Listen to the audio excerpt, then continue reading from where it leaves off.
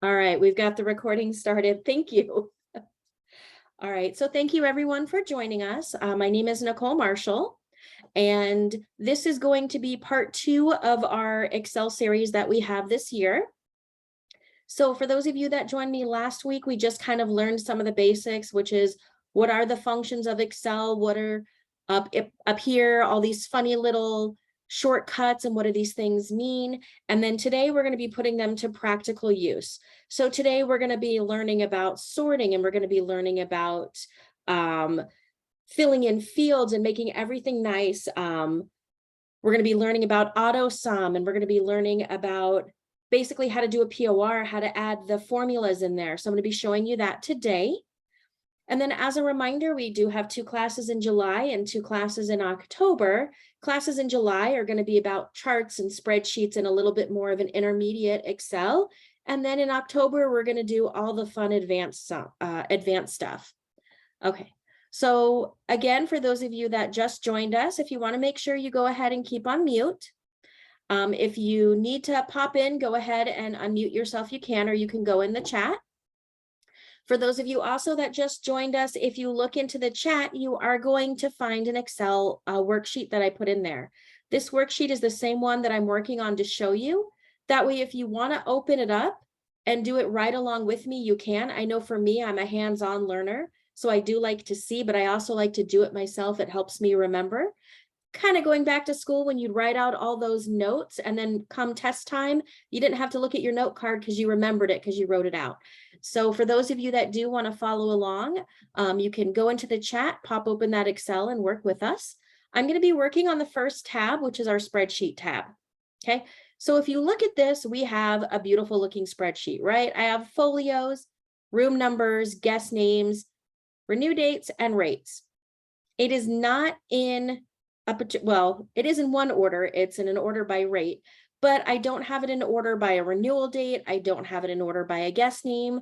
So we're going to look at this one and say, what can we do with something like this, which is something that we all deal with, especially in the hospitality world. So for me, when I turn in a spreadsheet, the first thing I want to do before I even start sorting is I like to make it look pretty. Now, if you guys remember from last week, I showed you shortcuts for printing. Instead of going to File, right, and Print, Control P. I use Control P a lot. It is one of my quickest shortcuts, and I don't just use it for printing. Obviously, it brings up all my printing features, but it lets me know what my spreadsheet is going to look like when I turn it in. And right now, it looks a little bit like a hot mess, right? I have boxes on the top, nothing else is sorted. So the first thing I'm going to show you guys is really just how to add your boxes. So there's a couple ways you can do it. The easiest way to do it is I'm going to grab all my data, right? Highlight it all. And then if you remember, what we learned last week is up here. These were kind of like our functions that we can do. I can make it bold. I can italicize it. I can underline it. But if I go right here to the square, so you're going to go to the little square and all borders. And it put all borders on for me, right? And if you guys remember, just in case, if you do something you don't mean to do, remember Control Z is your undo button. Okay, so now I've added borders everywhere I have borders. Okay, now if I want bold borders up here, I can do that, right? I can highlight that. And I have an option for thick outside borders, but I want to show you guys something. I'm highlighting this entire thing. I'm going to go to thick outside borders. I don't know if you can kind of see it. I did a Control P so it'd be easier to see. But what it did is it just bordered my entire box. So I highlighted all of this and wanted it thick outside borders. But what this says is this just says the outside. So whatever I highlighted, it made that an entire rectangle, right? All borders is going to put borders everywhere. So I can just go in and kind of throw it in there if I want. See, I'm clicking on the square, making it bold. This is just to make it look pretty. This is all this is. And for me, every time I turn in an Excel spreadsheet, I do like them to look nice. You can also highlight this. And if you remember, you can go up here. We can change our font color if we want, or our fill-in color, right? Can highlight anything, make it any color that you want. So now let's look at sorting. We really want to sort the data. The rate is nice. We can sort it by rate, but I'd like to sort it by renewal date. Maybe I'm doing something where I'm looking at, these are my VIPs. So I pulled a rent roll of my VIPs, and I really want to look at when they're renewing. Okay, so I can do this a couple of ways. The first way I can do it is I'm going to highlight my row 1, and I'm going to go to data and filter. Okay, so for those of you following along, you're going to highlight, you're going to tap on the 1, highlight your row 1, go up to the top, go to data and hit the filter button. And that's going to add those little arrows. So if I want to filter by renewal date now, I'm just going to go to renewal date, click that arrow, and it's going to say, do you want to sort from A to Z, Z to A, right? And then it also says I can remove ones if I want to, but obviously I don't. I want to filter everything. So I want everything selected to filter. Let's go A to Z. Obviously, this Excel spreadsheet is a little bit in the past, of course, because I did prepare it before. So pretending today is March 2nd, I now have sorted who's going to be checking out. These are when my VIPs are checking out, right? I have it sorted in a renewal date. Now, another way that I can do it, I'm going to highlight row 1. I'm going to go to data, unclick filter, is I can sort. Now, with sort, unlike filter where we just click the 1 and we're going to filter it, sort, I have to include all of my data.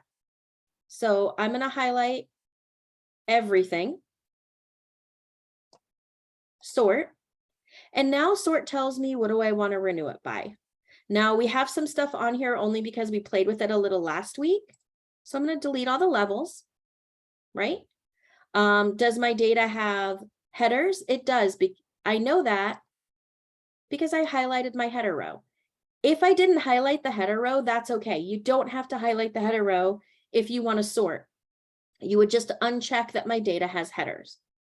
I'm going to add a level, and this time I want to sort it by room number. So I'm going to sort by room number, smallest to largest, or if you go here, obviously it gives you options and you can create a custom list.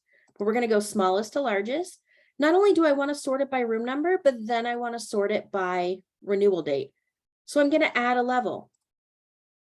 Sort by room number, then by renewal date, A to Z.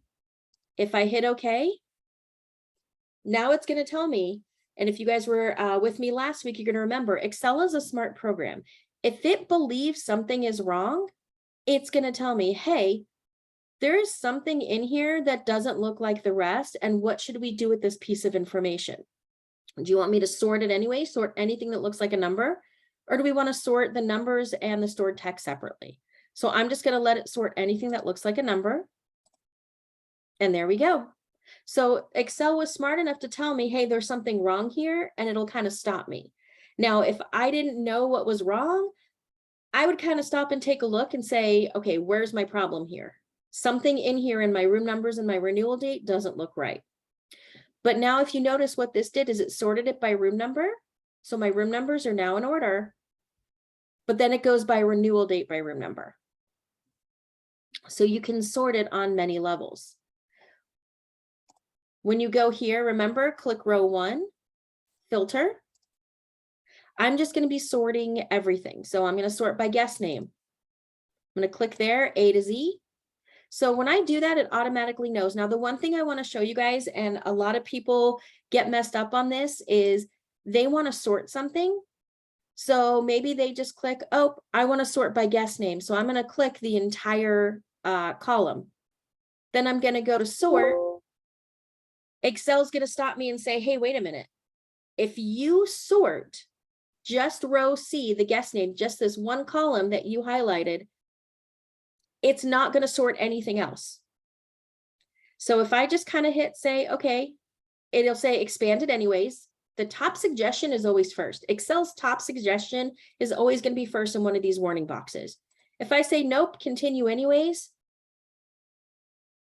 it's going to bring up my box. I want to sort it by guest name. Now, what it did, well, we were already sorted by guest name, but what it did is it only sorted this and it ignored all the other data. So you want to be really careful when you're doing sorting that you highlight all of the data that you want to sort. Or again, you can go here and you can use your filter columns. Those are the easiest. Okay. So, and if I mess up, Control Z. So if you remember from last week, unless you hit save and actually close the Excel and then reopen it, once you do that, you can't undo what you've done. But you can actually hit save on something. And as long as you don't close the Excel, you can still undo it. It'll let you do it. But once you close the Excel and open it back up, there's nothing to undo because it's a brand new open document. So you can hit Control Z and you can undo to your heart's content. You can also go up here and you have your undo and your redo buttons. They're also at the top of your Excels. Okay, so now that we're looking at this, I want to sum this. Now I can sum it in two ways. I can click down at the bottom, and this is, we're in our rate field. So those of you following along, you're going to go into column E, and you're going to go to 26E. 26 is going to be our row. Obviously, E is our column. And if I wanted to sum this and find out what exactly is my dollar amount of all these rates, I can do it one of two ways. I can auto sum it. And we learned that last week. I can also go to my formula box, and we're going to be learning a lot about functions. So if you go right above row C or column C and B, you're going to see something that says FX. It's at the very top. So it's not one of your rows or columns. It's up at the very top where I am. You're going to see this FX button. If you click that, these are your functions. So Excel says, what do you want to do? Do you want to sum it? Do you want the average? Do you want to count it? Right? And then we have our dates, we have our ifs, do you want to hyperlink? So there's a lot that you can do there. We're going to be focusing on sum, average, and count. So if I hit sum, I'm just going to hit OK. And then it's going to ask me, do you want E2 through E25? So it kind of already knew if I'm putting it down there, E2 is where it starts. Obviously, E1 is a word, right? There's no dollar amount. E25, that's where it ends. I'm just going to hit OK. And then it's going to sum it for me. It's going to tell me that everything equaled $6,412.72. Okay. Now, if I do that, I can go back into row 26, column E, hit my function button. Maybe I want to know the average. Click on the average, hit OK. E2 to E25. Now, when you do this, what's nice is you're going to learn that Excel, as long as you're at the end of a field, Excel is going to take everything, right? So you pretty much don't have to stop and scroll up and down and verify it. It's going to be there. I hit OK. So I now know my average rate is $267.20. If I wanted to, I could do the same thing, go to function, count, hit OK. Again, E2, E25, hit OK. I've got 24. Now, I wanted to count it, but it says $24. That's not right. So I want to change the format of that. To change a format, click on the square that you want. Now remember, Excel, every single square is its own. So I'm going to click on the square that I want, which is this 24, which is 26E. And I'm going to do a right mouse click. You see right here, you have shortcuts. You have got your cut, your copy, a paste, right? You have insert, delete, clear contents. We're going to go to format cells. Format cells, the first tab you have when you click format cells is you're going to have the option of your numbers. Is it a general? And if you click on it, it'll kind of show you what that means. General format, no specific number. Is it a number? And then if so, it's going to give you the option of decimal points. You can move them up. And if you notice when you do that, it gives you an example of what it looks like. Do you want it to be currency? Do you want it to be counting? And then you can change your symbols, right? Is it English? Is it Bitcoin? Do you want it to be a date? Do you want it to be a time format, a percentage, a fraction? So this is how when you get spreadsheets and they have percentages or fractions, or you notice dates are on there, this is all it is. Okay, so I want this to be a number or general. If I'm going to choose number, I want 0 decimal places, or general works the same. Hit OK. Now it summed it as 24. But remember, with Excel, like I said, you've got to choose which cells you want to do it in. So if I wanted to make all of these numbers and not currency, I'm going to highlight all of those. I'm going to hit a right mouse click again, format cells. It's already on currency because that's how I set it up. Change it to number. See, I can change my decimal points as much as I want. Let's go no decimal points, hit OK. And it's going to lose it for me. But that's not what I wanted to do. So I'm going to hit Control Z. I'm going to undo what I just did. Now, what you're going to notice from when we formatted it and undid it is when I put it into a number format and I said I want no decimal points, we lost our change, right? Obviously, currency, there's change, but Excel is going to go ahead and round accordingly and remove what it's going to do what you tell it to do. Okay, so now we have our count right there. Other things that I can do, so if you're on row, for those of you following along, you're on row 26 and you're in column E, we're going to go back to right mouse click, format cells. I can change alignment in here. I can change my font, my border, my fill. I can even protect it. So alignment is where you get like wrapping text, merging cells, shrink to fit. And I'm going to give you an example of that. So I'm going to go to row 25C. I'm going to add a bunch of E's at the end of Erlene's name, right? Bunch of E's so it doesn't fit. And what you notice there is now I have something that doesn't fit in the field. It goes on, I can't see it. So I've got two options. I can either expand my field or I can wrap this to have it fit. So I'm going to, after I've added all those E's to Erlene's name, I'm going to go to 25C. I'm going to go to that field only, right mouse click, format cells. I'm on alignment, wrap text. Okay. Now look what that did.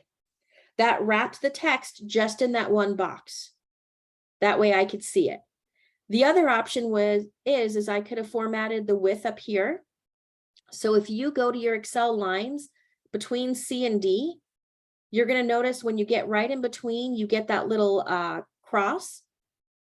When you click, you're going to see it gives me width size. And if I grab and drag it, I have the option to change the width of my column. So I can change the width of my column to make that fit, right? And all I did to do that, for those of you following along, is you go anywhere between any column or any row. As soon as you're in between, you see that little X. Click with your left mouse click, and then it'll tell you what width, and you can drag and drop. I'm going to drag it, drop it there. Okay. Control Z, let's undo what we did. There we go. Control Z brings it right back to where I need it. So that's how you can format the cells and you can make them fit. Okay. So now let's look at, I'm going on to the POR, which is the second spreadsheet. So this spreadsheet might be something a little bit more familiar to some of you. It's, I kind of did it in a POR template so we can kind of see. So I know a lot of times with my staff, if a formula is deleted, like if they get something with the formula, they are experts, they can go with it. If a formula is deleted, sometimes people get stuck. They're not quite sure how to add that formula back in. So now we're going to look at adding formulas back in. So my description of my my POR right here is the NHL Excel class. It's $35. I want one of them, but it didn't total. So I got to figure out how to total it. Now I could do this one of two ways. I can, while I'm here, So I'm highlighted 3E for those of you following along on the POR template. It is highlighted yellow because that tells me we're missing something, right? I can go to my function bar up here. I can have it count it, average, sum it, right? So I can look at what I want. Or I'm going to show you the easiest way to do it. I'm in this field. Go to your keyboard, hit the equal button. Now touch D3. Hit your little multiplication button, which is your star or asterisk. And then touch C3 and then hit enter. That's it. That's how you manually add a formula. I personally find that a whole lot quicker than going into the function bar. Now you can, if you've noticed, I'm going to hit Control Z and undo that. So we're in 3E again of the POR template. If you notice up here, you have a typing bar. That typing bar is just whatever's there. So I can type the formula there if I want to do it old school. Equals, right? I want that field to equal. And I can touch it there. Hit my little star asterisk, which is our multiplication. Touch the next field, hit enter. It puts the formula in the same way, right? I also, Control Z, undo. If I want to, can hit the equal on my keyboard, actually type it in, D3 times, oops, C3, enter. I'm going to get the same thing. But with Excel, formulas are super easy. Using your keyboard, you just really tell Excel what you want to do, right? I need this field to equal this. So equals, I'm going to touch again, D3 times, which is our asterisk or star. I'm going to touch C3, enter. Now down here, if I notice the total isn't totaling, I need it to total. I can hand type 35 because I can see there's only one. But I know for me, my manager's hand type formula in, I delete it and I redo the formula. I'm not saying I don't trust their math, but I don't trust their math, right? We want it to be done perfect. So here, we're going to click that. And again, I can go to function, sum, hit OK. Even though there's nothing in some of these lines, it's still asking me E3 to E22. Here's my E3, yep. 22, I can tell right here is my last one. Yep, let's hit OK. 35. So it's going to sum it for me. Okay, and if I were to go down here and hit the sum, I just want to show you. So if I go to 26E, even though I'm way further down and I hit sum, so I'm going to go to function, sum. See, if you notice now, it added more fields. It now thinks I want to add E3 to E25. So we know 23 right here, E23 is where my total is. There's nothing in 24 and 25, but Excel doesn't know that. Excel assumes if I'm adding a sum way down here, that I want everything. Now, I can just cancel out of there and go where I want. I can also check it out. I could just change my formula. You can change your formula right here in your box. And now I'm going to get the same thing. Okay. So now we've learned how to total up our columns. And we've learned how to get our sum at the bottom. And if you remember from last week, with Excel, I always say put down the mouse. You only need the mouse when you need it, which is very rare in Excel because you can use your up and down keys. But Excel, there's a lot you can do. So if I wanted to approve this, I don't have to print it, sign it, scan it, and then email it off. So if we remember from last week, I'm going to go to draw. I'm going to choose a pencil, a pen, something fun, probably not something fun if it's something I'm turning into accounting, right? So I'm going to click that. And then using your mouse, you can just draw. Or if you have a touch screen, you can draw with your finger as well. So you can sign it, and then you can print this to a PDF and send it straight off. If you don't have to have that paper and you're a company trying to go paperless, Excel is beautiful that way. Actually, all Microsoft products are beautiful that way. But yes, you don't have to print it to sign it. There we go. All right, now let's look at our complex POR. This one is all kinds of messy. So I can do a couple of things to make this make sense. I also want to, there we go. What I just did is I shrunk my row E. A lot of times I get people saying, you know, I can't see anything. There's these numbers, there's these hashtags. What does that mean? There's no data there. Basically, it's Excel telling you there's a number there, but it can't read it. And all it generally means 99% of the time is your column is too small. So that's why I shrunk it a little bit. But now we want to make it so we can see this entire POR. So I have a couple of options. Okay. Remember how I told you if you hover between your columns like A and B, and I'm sorry, for those of you following along, we're on the complex POR and we're going to format it. So if you hover between your columns A and B and you get this little cross, I can widen it and I can make it bigger so I can see. Okay. I can also go right here and just double click. It automatically knew if I'm in between two columns and I just double click with my mouse that I want to make it big enough to see. I don't know if you guys saw that. I'll do it again really quick. So right here, instead of grabbing it and dragging it, I'm in between and I just double click with my mouse. It automatically made my column as big as the largest thing in that column. And it made it fit. Okay. There we go. That is my easiest way to format it. All right. There we are. We have a beautiful POR. Shrink this a little so we can all see it. All right.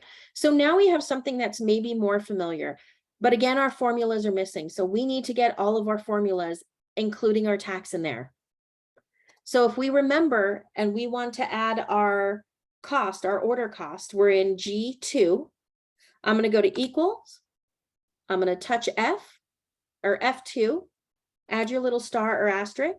I'm going to touch E2 and then just hit enter. That adds it up. Now, Excel, and I've said it 100 times, Excel is a smart program. So if I want to copy a formula, so I'm going to go up here to G2, hit Control C. Remember, that's our shortcut for copy. I'm going to go down into G3, hit Control V. Do you notice what it did right there?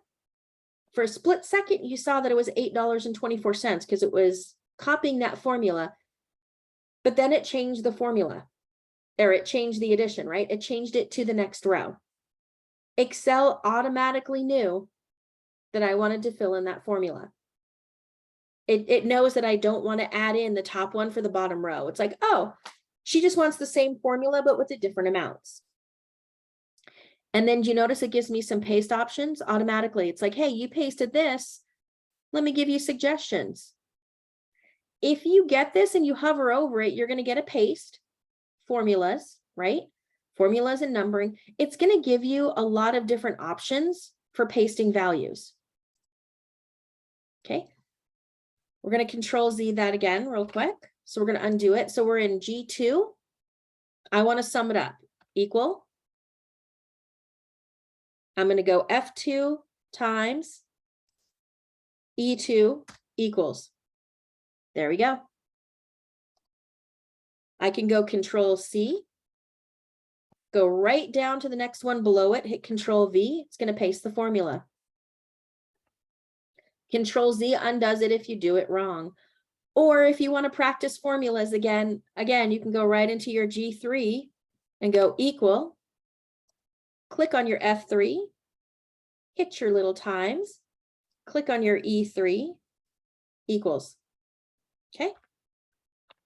There's numbers of ways that you can fill in the formulas from here. You can Control C your formula, Control V, and you can go right down the field.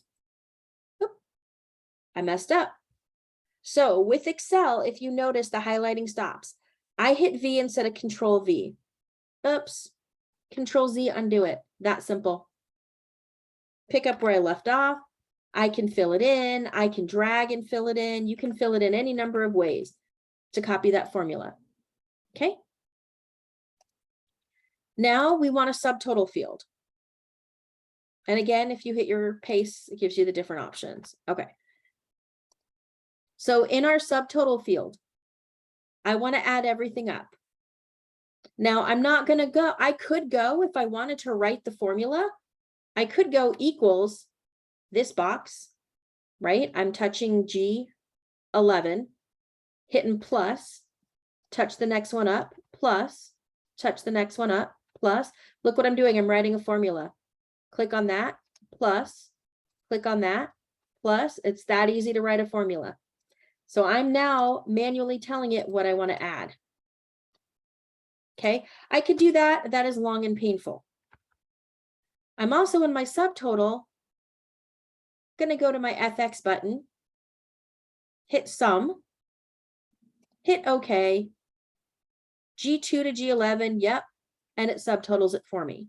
Now, if I wanted to, let's just say I wanted to subtotal everything, maybe I've got a budget. I don't know, and I'm going to hit Control Z, let's remove that. I have a budget. I can only spend 300, or maybe I'm not sure if I want these gang plates. If I highlight everything but the gang plate, look down here. Do you remember how last week, for those of you who joined me, when you highlight, Excel is going to give you quick. So it's going to give me a quick sum. Everything out without the gang plate is 305. I've got 9 items at an average of 33.94. Okay, so I can look at that. Another thing that I can do is I can go into my subtotal. I can go to my FX. I can go to my sum. And if I want to omit that first one, I can change my formulas here. Remember, guys, we can change our formulas. But for now, we're going to sum everything. So I am in G12. I'm going to go to my FX button. I'm going to go to my sum, hit OK. G2 to 11. Yep, it's there. And again, I didn't really have to look at my rows because I put it right at the bottom. So it's automatically going to take every number above it. Now, tax. A lot of people get scared by tax. Tax is not scary if you have to do it. I have seen a lot of people take out their calculator and figure out what it is on the calculator and put it in there. I know for my team, if there is a number in a field where there should be a calculation, I'm removing it. I need to make sure everything is perfect. I don't want to redo their math. Excel is going to do it for me. So for taxes, it's really simple. Equals, right? I'm going to grab this field, one right above it, the subtotal. So equal that field. Now I want to show you something, plus 8.375, and I'm going to hit my little percent. That doesn't look right, does it? Remember, with taxing, you do a times, not a plus. I did a plus 8.375%, and it just added a little bit of change on. So when you're doing taxes, just remember it's multiplication. So we're going to go, my tax field equals my subtotal field. So I'm going to touch that G12. Okay. Hit my times, or that little star or asterisk, 8.375. Putting the percent is very important. Always make sure you have that percentage in there, or Excel doesn't know what you want. Now, when you hit enter, it didn't add it together. Excel went, oh, you just want to know what that tax is. Okay, there's your tax amount. So our tax amount on $313.73 is $26.27. Okay, for the total, I'm not going to hit my function button in my sum because it's going to total everything up. I'm going to manually put in my formula. Super simple, as equal button. I'm going to tap my tax button, which is our G13. Hit plus. I'm going to tap my subtotal, equals. Formulas are really, it's simple math. With Excel, I mean, there are more complex formulas, and we're going to be learning those in July. And then again, the very complex ones we're going to go over in October. But most of Excel's, especially with the stuff, spreadsheets, formulas, purchase orders, things like that, it goes down to addition, subtraction, multiplication, and division. That's really all it is. And when you have all of those keys on your keyboard, so you can type it all in. You can hit your function keys, you can do that, but it's really that simple as summing everything up. So I get 340 even. I could have, if I wanted to, and I hit Control Z to undo it, I could have gone right here in my G14, and I could have gone to function. I could have gone to sum. Now it says, do you just want G13, right? I could have chosen numbers while my box is up here, and that's highlighted. I could have just highlighted 2 boxes. Do you see how it kind of filled it in for me? Right here, sum equals G12 and G13. Right here, hit OK. I'm going to get the same total. So you're going to see some people use sum that way. Like, let's go here for our subtotal. So, and yes, obviously I removed the subtotal. You're going to notice right away it took away the tax and the total. The formulas are still in there. The formulas didn't remove, but the formulas have nothing to do right now because this is missing. So that's sometimes if you see this and you see where you have that little line there, if you click on it, you're going to be able to see the formula. So there is a formula in there, but because there's no subtotal, those 2 formulas can't work. So if I wanted to subtotal this way, I could have hit my function, hit my sum. While this is highlighted, don't touch anything up here, come right over to Excel and highlight those fields. It automatically fills it in here. And I'm going to get the same thing. Okay, so when you have something here and you want to sort it, right? I have some GL codes right here. I have item costs. If I want to go ahead and sort it and make it look nice, first thing I'm going to do is I want to hit Control P. It's not fitting. It tells me I've got 3 pages, it doesn't fit. Okay, so I probably want to go to page layout, change it to landscape. And if you remember from last week, we can also set our print margins. I'm going to highlight everything that I want to print. In page layout, I'm going to go to print area, set my print area. Now it's only going to print that. There we are. I've got 2 pages because it's still a little too big. Obviously, if I wanted everything on 1 page, I've got options. I can make everything smaller, or right here in the print, I can fit the sheet to 1 page and it's going to show for me. Okay. But let's say I want to sort the GL codes. I've got options. I can click on row 1, data, filter, right?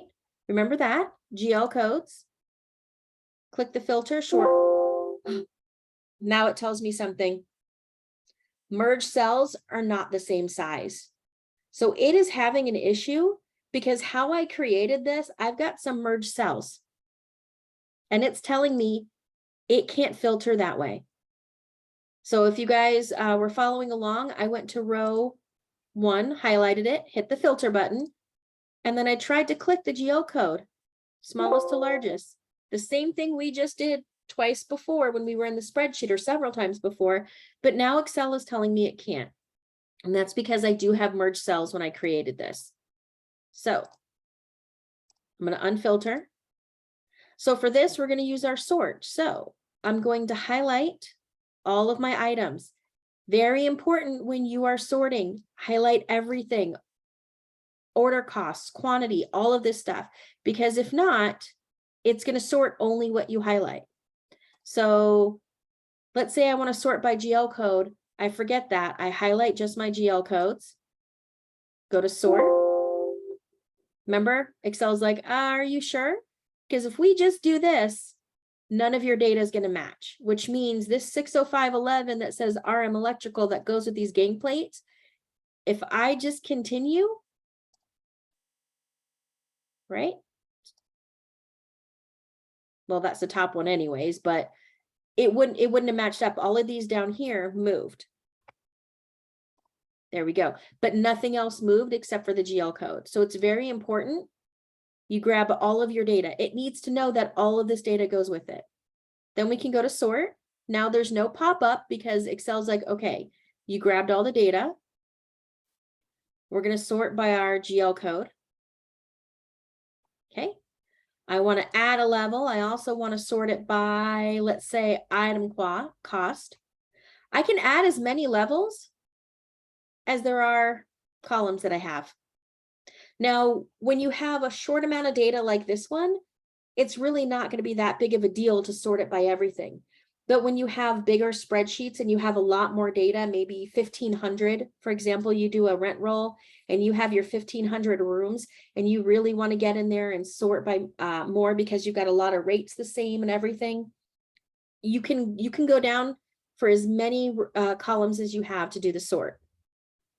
But for now, GL code, item cost, hit OK. Now, my math didn't change. Even though all of this information changed, my math stayed the same because the numbers are still the same. None of these changed. Okay, and now I've sorted it. I've got my GL codes. Then it goes by item cost, GL code first, because that's the one I sorted it by first. That's why these aren't in order, but it's these, and then in order by the GL code, right? So my 60523 is my cheapest and my most expensive, because I sorted it first by the GL code because I wanted all of these in order. Then within each GL code, I sorted it by cost. So hopefully that makes sense. So if I wanted to, let's say, how much am I spending just on R&M, right? My managers have to, not only do they have to do their POs, but they have to break it out. So if I want to know what I'm spending just on R&M, I'm going to let Excel do the math for me. So I highlighted everything in R&M. You can see right here, I double checked it. So I highlighted just my R&M and I'm going right down here, 108.68. I'm spending 108.68 on R&M before tax. So if I wanted to, I can create a new box down here and add 108.68 plus 8.375% and let Excel do it. I can just put it on a calculator, but now I know what I'm spending just on my R&M materials, right? Paint materials, same thing. As soon as you click somewhere else, that sum goes away. Because we didn't put that as this, like these are saved formulas where it's going to save in there. This sum right here is saved, it's a formula. This is me just highlighting and looking. Spending $83.56 on paint. And then it gives me, of course, the count and the average. So Excel is really beautiful that way, that you don't have to try and pull out the numbers. If someone quickly asks you, if you have a POR, even if you've got, 100 fields, you can quickly go in there, highlight, and look really quick. This is how much I'm spending. 108.68 before tax. So now this manager can break down how much they're spending on each of their GL codes and not have to try and add 500 rows or take a calculator and go 8.21 plus 10.29 plus 16.39, right? If I wanted to add something in there, I can go to the column I want, highlight a column, right mouse click, insert. Excel automatically knows that if I click on a column and I hit insert, I want to insert something before that column. So it'll add a new column for me. Control Z undoes it. Same thing with your rows. If I click on row 5, for example, and again, when you do this, click on the whole row, right mouse click, insert. It's going to insert a row right there for me. Okay. Now, if I were to add something in this, because my formula down here is to 12, if you notice, it kind of changed. As soon as I added that row, my formula changed to add this in. So if I type in $1 there, everything's going to change. So Excel's kind of nice that way. So if I look here, if you notice it only goes to 11, that's because right now there was only 11. But as soon as I go to insert a row, it automatically knows, okay, I've got to change my sum. There's more fields now. So if you're doing something like that, you don't have to change your formulas. You can insert as many rows as you want. And for those of you who are not aware, if you want to insert, let's say 4 rows, you can highlight 4 rows here, hit insert, and it's going to insert 4 blank rows in front of the rows you have. Look how my formula changed. Excel automatically knows if I inserted rows, I'm going to want that in the formula. Smart program. If I didn't, I can change this manually. It's that simple. Okay. So Control Z, remember that? Takes away what I did. If you want to, and actually I'm going to go to the POR template because I don't believe I showed you guys this last week real quick. If you go to the POR template really quick, which is our middle one right next to our spreadsheet, I just wanted to show you something when it came to inserting and deleting. If you want to delete information, I could do it one of two ways. If I take this entire column A right here and I click it and I right mouse click and I hit delete, it took away the column. But if you noticed, there was information down here that I probably didn't want deleted. The approved by. If I just want to delete a certain bit of information, don't delete your entire row because it's going to delete everything all the way down to oblivion. I can take, highlight, and pick just the boxes I want to delete, highlight just those, right mouse click, delete, and now Excel is going to say, okay, what do you want to do? If I delete only these, there's going to be a hole there. Do I want to shift my cells to the left? Do I want to shift them up? Do I want to delete the entire rows or the entire columns? So if I just wanted to delete just this items because I have no items, I can shift my cells to the left. And there we go. It moved everything over. It kept this information in the column. The only thing it did is it moved my signature, which I can drag and drop, right? Because a signature becomes like a picture. I can drag and drop that anywhere. All right, so it's about 12:54. We'll go ahead and end it there. There's one more thing that I do want to share with you guys. Bear with me half a second. I'm going to share the right screen.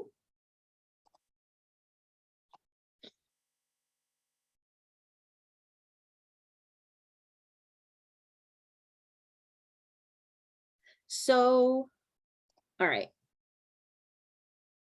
So what we've done between last week and this week, we've gone over the control shortcuts, the tabs and the functions, how to collapse the ribbon and pin it again, applying cell borders and shadings, AutoSum, creating simple formulas, which is what we did today, formatting cells, we did that today. We sorted, we filtered.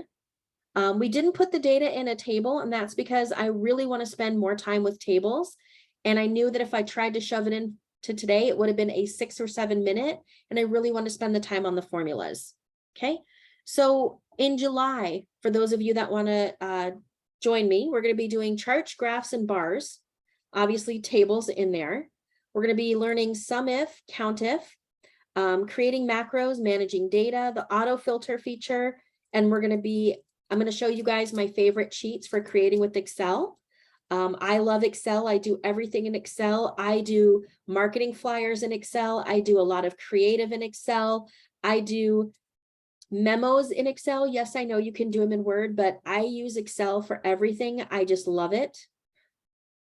And then, so I'm going to show you guys a lot of the cheats I use for that. And then in October, and all of these are on the calendar, the NHLA calendar. You can go right on there and you can sign up.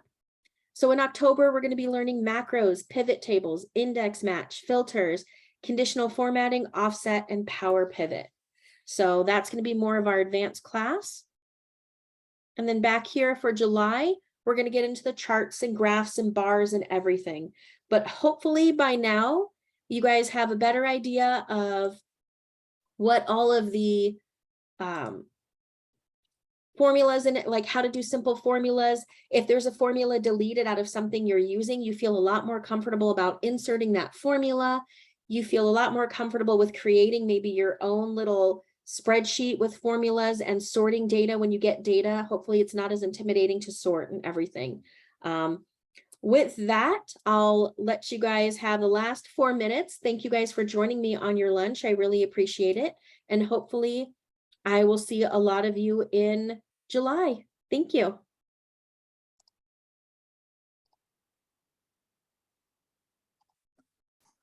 Thank you.